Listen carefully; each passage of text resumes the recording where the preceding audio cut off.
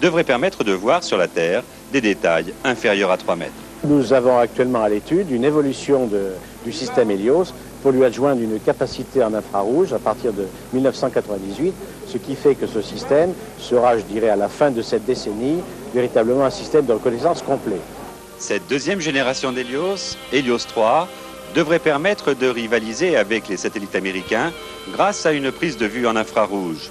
Ensuite, ce sera l'imagerie radar, une technique expérimentée sur le satellite ERS-1, un satellite d'observation entièrement nouveau qui devrait être lancé le mois prochain par Ariane.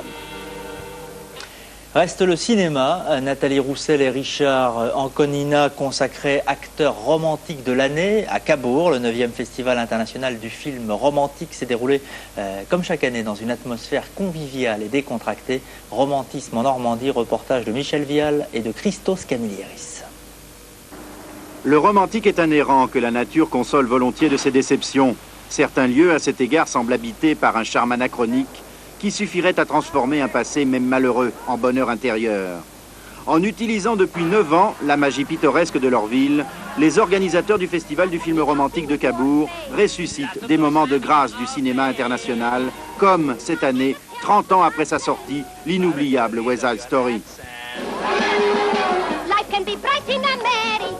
If you can fight in America, life is alright in America. If you're all white in America. It never occurred to me that everything. Il ne m'est jamais venu à l'idée que tout ce que j'ai fait devait être de la même qualité que West Side Story, parce que d'abord, c'est impossible. Donc, je ne suis pas du tout déçu par tout ce que j'ai fait d'autre en comparaison avec West Side Story, parce que ce n'est pas comparable. Je suis seulement ravi d'avoir participé à ce film, parce que même aujourd'hui, il m'ouvre encore des portes.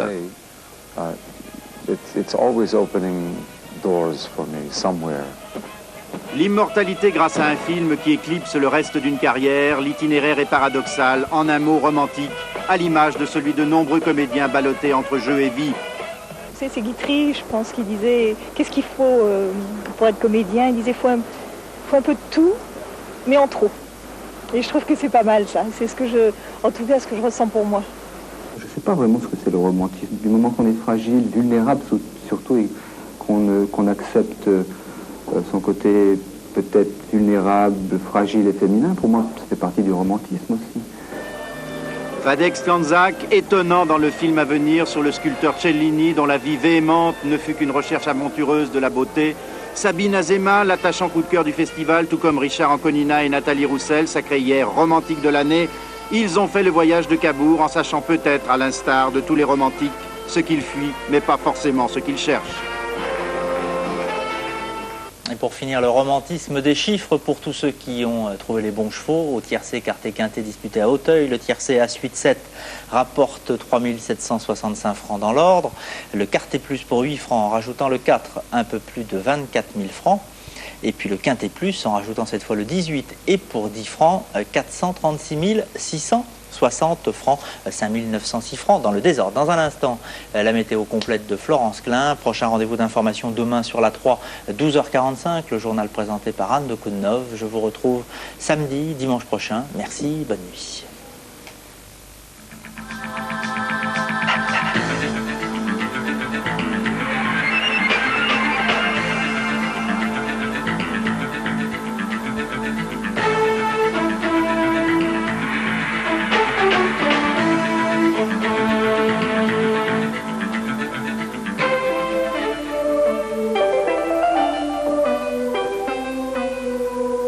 Bonsoir. La perturbation qui a donné de nombreux orages aujourd'hui va se décaler vers le sud-est demain. À l'arrière, c'est toujours ce temps de traîne qui va persister avec de nombreuses averses. En fait, seuls seront épargnés le Languedoc-Roussillon et la Provence, où le vent dégagera le ciel.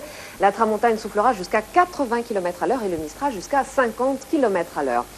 La perturbation donnera un ciel couvert des Alpes à la Corse, avec des orages qui pourront être violents localement et accompagnés de grêles.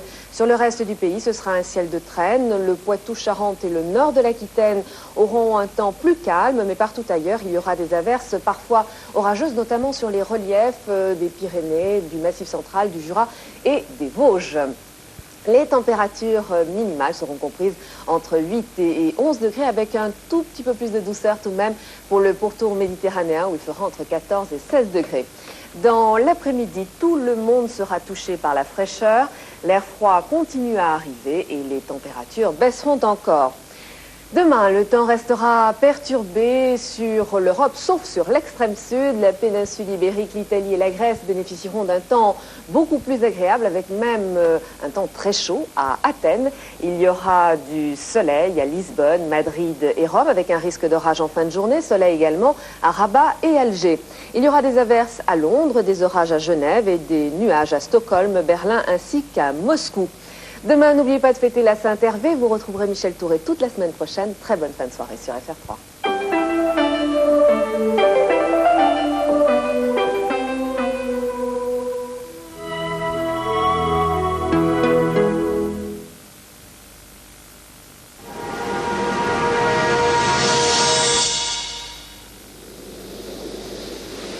Kouros, l'esprit de conquête d'Yves Saint-Laurent.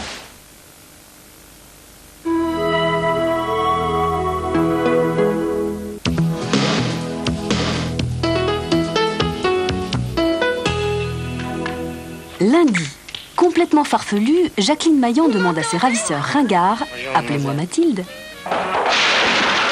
Mardi, le pirate, première partie de l'étrange destin d'un enfant juif élevé comme un prince arabe.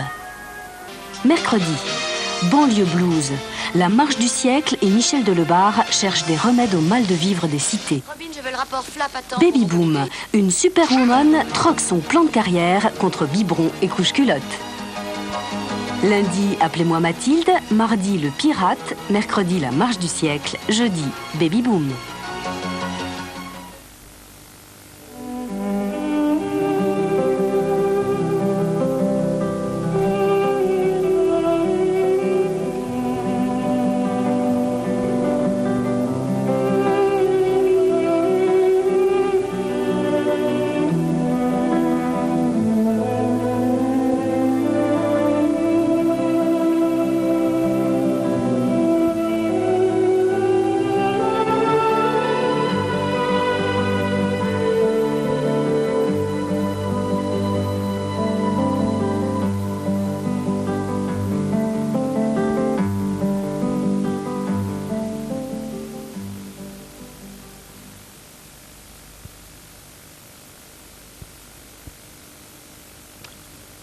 Le Corbeau, adapté du roman de Louis Chavance, lui-même inspiré d'un fait divers authentique qui se produisit à Tulle, Le Corbeau fut accusé par les lettres françaises et l'écran français d'être une œuvre pernicieuse par sa volonté systématique de salir et de diminuer la France.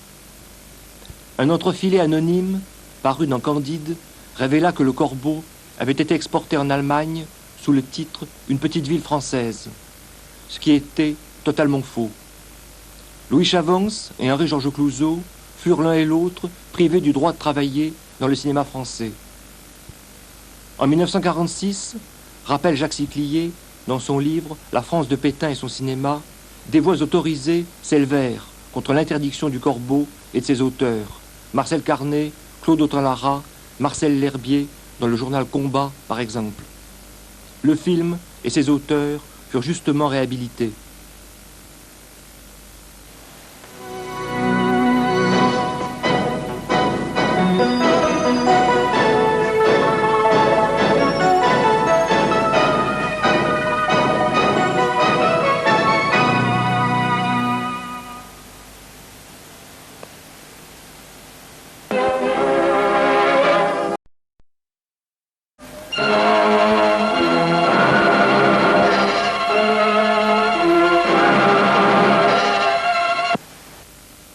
La semaine prochaine, le cinéma de minuit vous proposera, dans le cadre de son cycle consacré au patrimoine français, L'homme de Londres, d'Henri Decoing, avec Fernand Ledoux.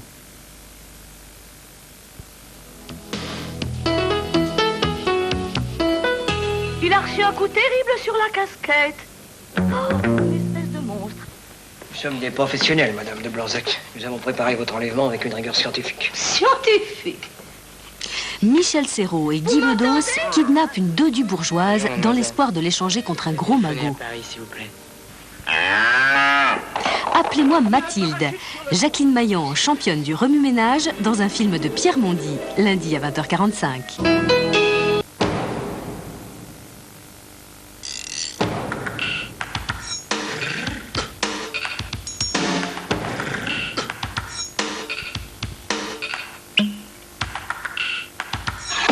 Passé les bornes, il n'y a plus de limite. Le magazine Pluricu et Multimède de Gérard Lefort sur la France Inter. Écoutez, ça n'a rien à voir.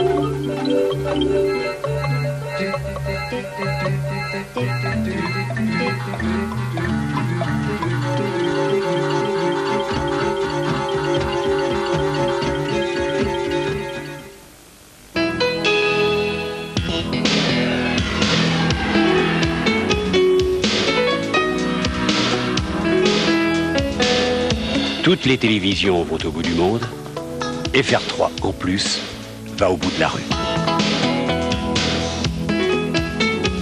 FR3, la télé pour de vrai.